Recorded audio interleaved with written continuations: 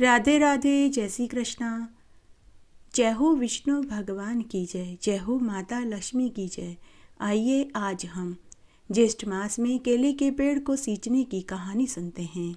एक बार एक नगर में एक सेठ सेठानी अपने 2 बेटा बहुओं और 2 बेटियों के साथ रहते थे। सभी का विवाह हो चुका था। सेठ सेठानी और उनके परिवार के सभी लोग बड़े ही धार्मिक विचारों के थे। सभी दया भाव वाले, दूसरों की सेवा में तत्पर रहने वाले थे। सेठ सेठानी हर गुरुवार का व्रत करते थे और भगवान विष्णु और माता लक्ष्मी का पूजन करते थे। घर में धन दौलत की कोई कमी नहीं थी। सेठ सेठानी और उसके बेटा बहू खूब दान पुण्य करते थे।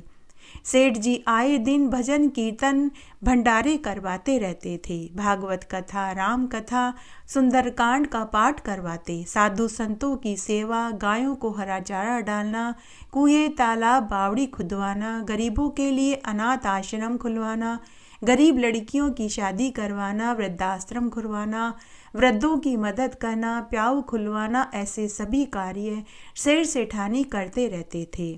माता लक्ष्मी की उस परिवार पर असीम अनुकंपा थी। एक दिन सेठ सेठानी ने अपने दोनों बहुओं को भी गुरुवार का व्रत झिलवा दिया। अब दोनों बहुएं भी बड़े ही श्रद्धा भाव से और ईमानदारी से गुरुवार का व्रत करने लगे। परंतु लक्ष्मी जी तो चंचल होती है, कभी किसी के पास हमेशा नहीं रहती। आज इसके घर तो कल उसके घर। तब एक बार की बात है, सेठ जी ने स्वप्न में देखा कि एक सुर्ख लाल जोड़े में एक महिला उनके घर से जा रही है। तब सेठ जी ने स्वप्न में ही पूछा कि आप कौन हैं और मेरे घर कब आई और अब आप वापस क्यों जा रही हैं। तब वह देवी बोली कि हे भक्त, मैं तो माता लक्ष्मी हूँ। अब मैं तेरा घर छोड़कर जा रही हूँ। सेठ जी ने पूछा कि हे माता लक्ष्मी, मुझसे या मेरे परिवार से कोई भूल हो गई है जो आप रुष्ट होकर जा रही हैं। तो माता लक्ष्मी बोली कि नहीं भक्त, तुमसे और तुम्हारे परिवार से कोई भूल नहीं हुई, परंतु मैं तो स्वभाव से ही चंचल हूँ।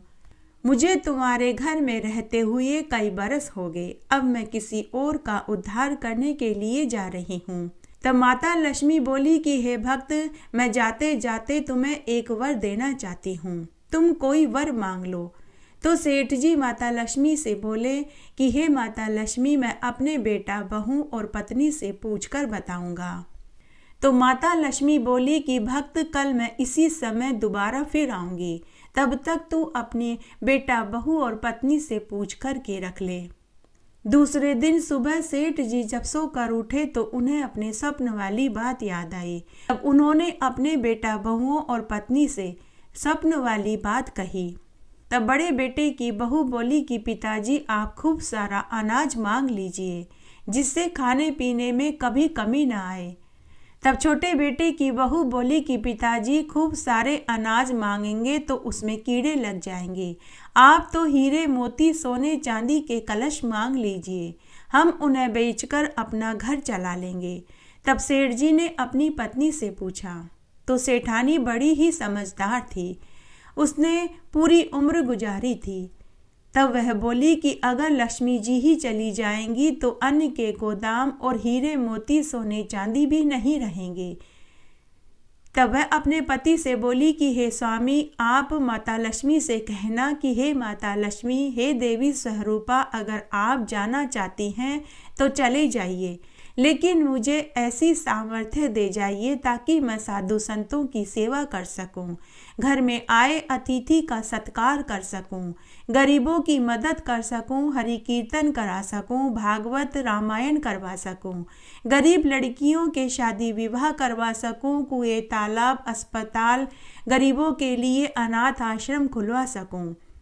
हे स्वामी, आप बस माता लक्ष्मी से यही बोल देना। फिर दूसरी रात्रि को माता लक्ष्मी पुनः अर्धरात्रि को सेठ जी के स्वप्न में आई और बोली कि हे भक्त, तू वरदान मांग, मैं तुझे वर देना चाहती हूँ। तब सेठ जी ने माता लक्ष्मी को वही बोला जो सेठानी ने बोलने को कहा था। तब माता लक्ष्मी सेठ जी से बोली कि हे भक्त, तूने मेरा मन जीत लिया, जहाँ हरि कीर्तन होते हैं वहाँ तो नारायण का वास होता है, और जहाँ नारायण का वास होता है वहाँ तो लक्ष्मी जी रहती है। इस तरह सेठानी की सूझबूझ ने घर की लक्ष्मी को हमेशा हमेशा के लिए अपने घर में ही रोक लिया। तो हे माता लक्ष्मी, जैसे आप सेठ जी से प्रसन्न हुई वैसे सबके ऊपर होना, कहानी कहने वाले के ऊपर, सुनने वाले के ऊपर और हुक्कारा भरने वाले के ऊपर। आइए अब हम बृहस्पतिवार की दूसरी कहानी सुनते हैं। एक बार एक बुढ़िया माई थी, उसके 4 बेटा बहू थे। बुढ़िया हर गुरुवार का व्रत करती थी, पूरे नियम व कानून कायदों से व्रत का पालन करती थी। पीला खाती थी, पीला पहनती थी, किसी को भी बाल कटवाने नहीं देती थी, नाखून काटने नहीं देती थी, कपड़े व घर आंगन धोने नहीं देती थी, पुरुषों को दाढ़ी मूछ बनवाने नहीं देती थी। घर में सभी से व्रत करवाती थी, भजन कीर्तन में पूरा दिन बिताती थी।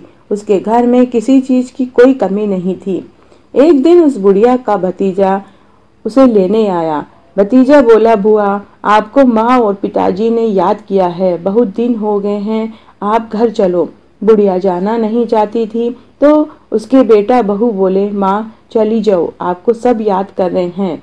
तब बुढ़िया ने अपनी बहुओं को घर का सारा कामकाज समझाया, गुरुवार के दिन किन चीजों का परहेज करना है, और यह भी बताया कि बृहस्पति भगवान की पूजा रोज किस तरह करनी है। सारी बहुएं बोली, माता जी आप बेफिक्र होकर जाइए, हम सब संभाल लेंगे। तो बुढ़िया अपने भतीजे के साथ पीहर आ गई। इधर बुढ़िया पीहर में आई तो सब कुछ खुश थे।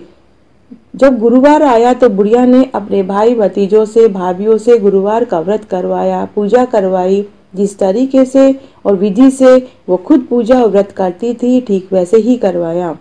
उधर दूसरी तरफ बुढ़िया के जाते ही बहुओं ने खूब मनमर्जी की। चारों बहुओं ने बुढ़िया की खूब बुराई की, कहने लगी, अरे बुढ़िया तो सारे दिन बृहस्पति भगवान करती रहती है, अब हम सब वो सब काम करेंगे जो बुढ़िया मना करती है।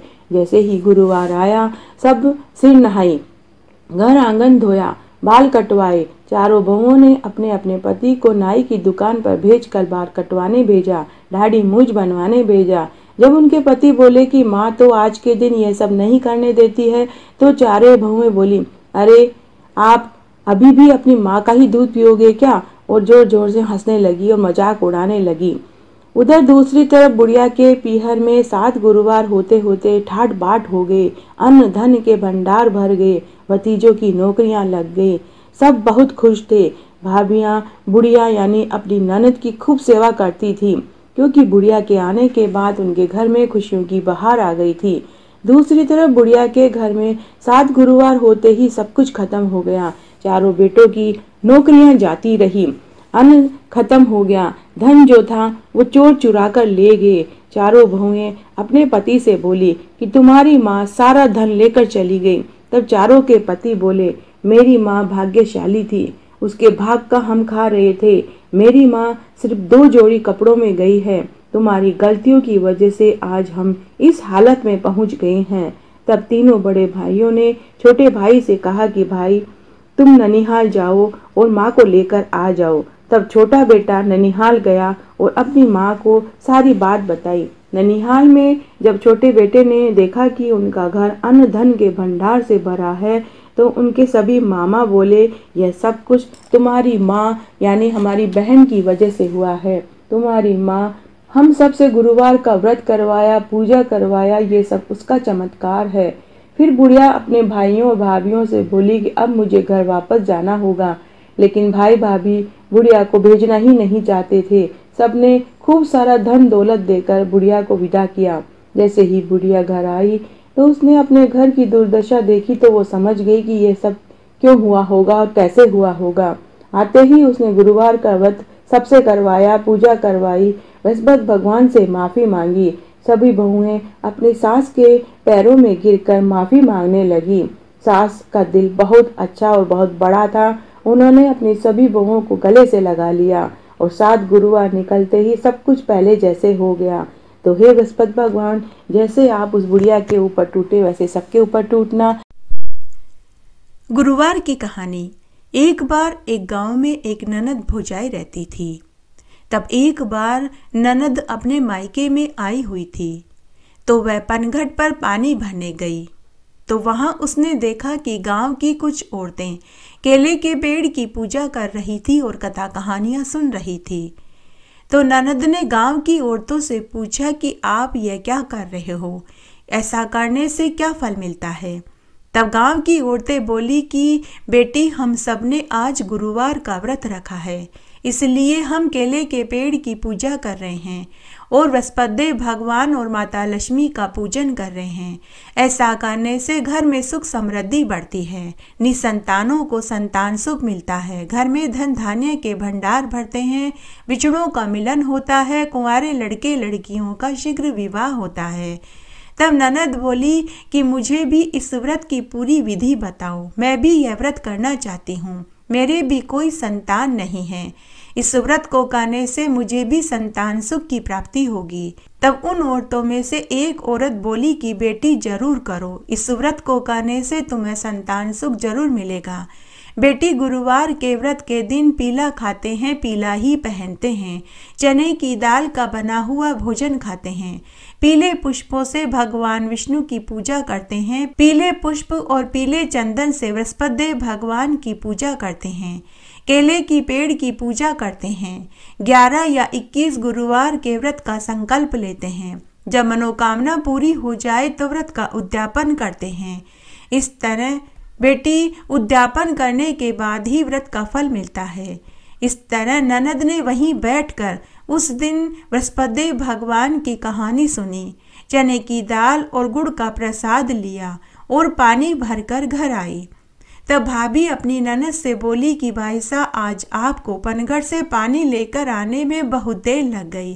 तब ननद अपनी भाभी से बोली कि भाभी, पनघट पर बहुत सी औरतें बृहस्पतिवार के व्रत की कहानी सुन रही थी, केले के पेड़ की पूजा कर रही थी। भाभी, मैंने भी वहीं बैठकर बृहस्पति भगवान की पूजा करी, केले के पेड़ की पूजा करी और व्रत करने का संकल्प लिया। भाभी, वे गांव की औरतें कह रही थी कि बृहस्पतिवार का व्रत करने से घर में अन्न धन के भंडार भरते हैं, संतानहीनों को संतान सुख मिलता है, कुंवारों के ब्याह होते हैं, बिछड़ों का मिलन होता है। इसलिए भाभी, मैंने भी यह व्रत करने का संकल्प लिया, मेरे भी कोई संतान नहीं है। तब भाभी बोली कि भाई साहब, मैं भी यह व्रत करूंगी। आपके भाई को भी शहर में कमाने गए हुए 6 महीने हो गए हैं, कोई चिट्ठी संदेश अभी तक नहीं आया, पता नहीं उन्हें नौकरी मिली भी है या नहीं। तब दोनों ननद भाभी ने उसी दिन से व्रत का संकल्प लिया, कहानी सुनी, केले के पेड़ की पूजा करी। पूजा करने के बाद ननद अपनी भाभी से बोली कि भाभी, मुझे आज ही ससुराल जाना होगा। गांव की औरतें कह रही थी कि व्रत में खुद के घर का ही भोजन खाना चाहिए, नहीं तो व्रत का फल नहीं मिलता। तो भाभी, तुमने भी भाई के लिए व्रत रखा है, इसलिए आप बुरा मत मानना। उसके बाद ननद वापस अपने घर चली गई। भगवान बृहस्पति हम दोनों ननद भाभी की मनोकामना जरूर पूरी करेंगे। इस तरह ननद ससुराल वापस आ गई और वे दोनों व्रत करने लगी। 11 गुरुवार के व्रत करते ही ननद को गर्भ ठहर गया। उधर भाभी के पास भी चिट्ठी आ गई जिसमें लिखा था कि मुझे बहुत अच्छी नौकरी मिल गई है, मैं बहुत जल्दी बहुत सा धन कमा कर के लौट आऊँगा। दोनों ननद भाभी की खुशी का ठिकाना नहीं रहा। 21वें गुरुवार को भाई घर आ गया। वह बहुत सारा धन कमा कर के लाया था। उसने आते ही अपनी पत्नी से पूछा कि मेरी बहन कैसी है। तो पत्नी ने कहा कि तुम्हारी बहन बहुत खुश है और वह पेट से है, उसे भी बच्चा होने वाला है। तो पति ने कहा कि कल मैं अपनी बहन से मिलने उसके ससुराल जाऊंगा। तो पत्नी ने कहा कि जरूर जाना, तुम्हारी बहन गर्भवती है तो तुम उसके लिए घी, बादाम, गिरी आदि ले जाना और बच्चे के लिए गर्म कपड़े ले जाना। दूसरे दिन पति सारा सामान लेकर अपनी बहन से मिलने उसके ससुराल, उसके गांव की ओर चल दिया। चलते चलते वह एक जंगल में पहुंचा। तभी रास्ते में एक शेर मिला। शेर ने भाई से कहा कि अरे मैं तुझे खाऊंगा। तो भाई ने कहा कि मैं अपनी बहन से मिलने जा रहा हूँ। मेरी बहन गर्भवती है। जब मैं उससे मिलकर वापस लौटूं तो आप मुझे खा जाना। मेरी बहन को यह सामान भी पकड़ाना है। शेर बोला कि मुझे मनुष्य जाति पर विश्वास नहीं है। तो भाई बोला कि अगर तुम्हें विश्वास नहीं हो तो तुम भी मेरे साथ चल सकते हो। तो शेर बोला कि यही ठीक रहेगा। उसके बाद शेर ने एक नाग का रूप बनाया और भाई के थैले में जाकर के बैठ गया। इस तरह शेर नाग का रूप लेकर भाई के थैले में बैठ गया। भाई बहन के घर की ओर चल दिया। उसके बाद भाई बहन के घर पहुंचा। बहन अपने भाई को देखकर बहुत खुश हुई। वह अपने भाई के लिए घी के चावल, पूड़ी, सब्जी बनाई और भाई को भोजन कराया। भोजन करने के बाद भाई अपनी बहन से बोला कि बहन, अब मुझे वापस घर जाना है। बहन ने कहा कि भाई, अभी तो आया और अभी चला जाएगा। अभी तो तेरे जीजाजी भी नहीं आए। तू अपने जीजाजी से मिलकर के जाना। तो भाई ने कहा कि नहीं बहन, मैंने किसी को वचन दिया है, इसलिए मुझे आज वापस जाना ही होगा। भाई को तो खुद की मौत दिखाई दे रही थी। तब बहन बोली कि भाई, भाभी ने मेरे लिए थैले में क्या क्या सामान भेजा है, वो तो तुम मुझे देते जाओ। क्या तुम सामान भी वापस ले जाओगे? भाई तो हड़बड़ी में सब भूल गया। उसे समझ ही नहीं आया कि क्या करूं कि तभी बहन ने भाई के हाथ से थैला छीन लिया। बहन थैले में से सामान निकालने लगी। थैले में से घी, बादाम, गिरी, अजवाइन, सौंठ और बच्चे के गर्म कपड़े निकले और अंत में एक जेवर का डब्बा निकला। बहन ने जेवर का डब्बा खोल कर के देखा तो उसमें से सोने का बहुत सुंदर हार निकला। बहन अपने भाई से बोली कि भाई, यह सोने का हार क्या तू मेरे लिए शहर से लेकर आया? बहुत ही सुंदर हार है। भाई के हाथ पैर कांप रहे थे, जुबान लड़खड़ा रही थी। थैला पूरा खाली हो गया लेकिन सांप नहीं निकला। भाई सोचने लगा कि सांप कहाँ गया।